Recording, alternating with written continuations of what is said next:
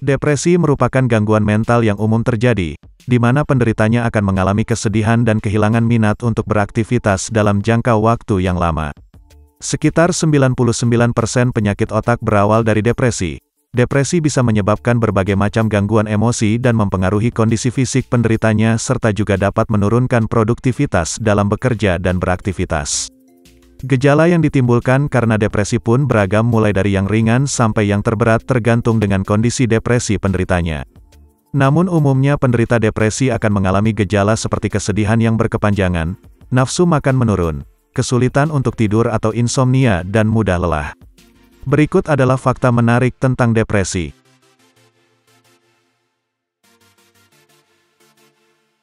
Depresi lebih sering terjadi pada generasi milenial, terutama pada kaum wanita. Depresi umumnya lebih sering dialami generasi millennials dengan rentang usia antara 20-an hingga 30-an. Seorang psikiater yang berafiliasi di Rumah Sakit Emma Pendleton Bradley di East Providence berpendapat bahwa peningkatan depresi yang dialami remaja ada kaitannya dengan penggunaan elektronik yang berlebihan dan gangguan tidur.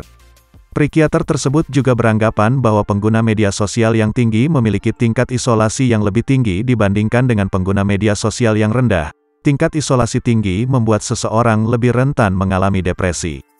Menurut data dari Health Insurance Company, wanita berisiko 2 kali lebih tinggi mengalami depresi berat dibandingkan dengan pria. Hal tersebut bisa terjadi karena beberapa alasan, salah satunya yaitu karena hormon.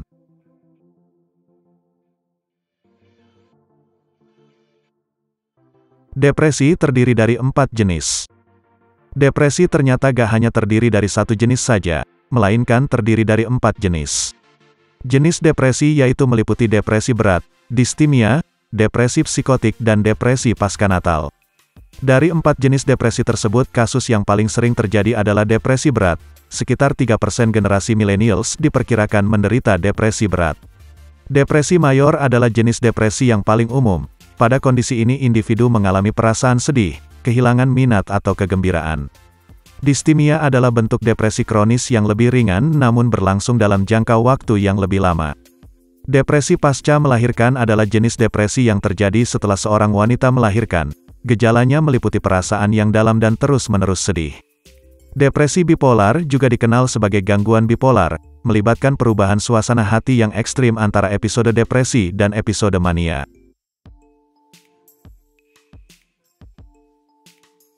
Depresi dapat disebabkan oleh faktor genetik, lingkungan dan kepribadian. Penyebab depresi dapat melibatkan faktor genetik, lingkungan dan kepribadian.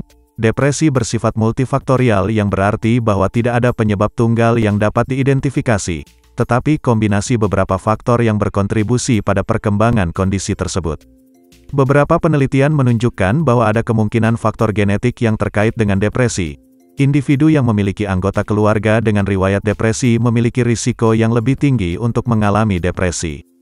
Lingkungan juga dapat berperan dalam perkembangan depresi, stres dan trauma psikologis seperti kehilangan orang yang dicintai, kekerasan atau kejadian negatif lainnya. Beberapa aspek kepribadian juga dapat mempengaruhi risiko seseorang terkena depresi. Individu yang cenderung memiliki pandangan negatif tentang diri sendiri dan rendahnya harga diri.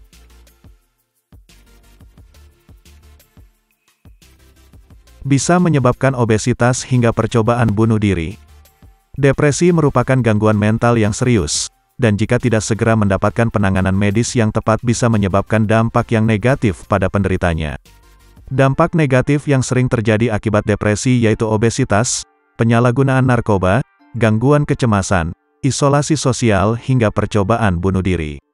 Dilansir dari Hope for Depression, depresi merupakan alasan utama seseorang meninggal karena bunuh diri setiap 12 menit dengan perkiraan 41.000 orang meninggal setiap tahunnya.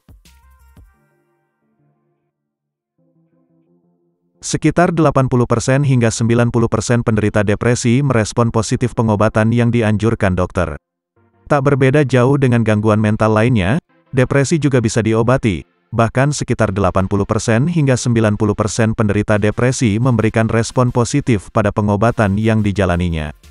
Pengobatan dengan metode terapi perilaku kognitif dinilai lebih efektif untuk menyembuhkan depresi. CBT merupakan bentuk terapi yang berfokus untuk memecahkan masalah yang dialami penderitanya. Selain melalui bantuan medis, Gejala depresi juga dapat dikurangi dengan menerapkan gaya hidup sehat seperti dengan rutin berolahraga, mengonsumsi makanan yang sehat, menghindari konsumsi alkohol dan tidur yang cukup. Itulah fakta menarik tentang depresi.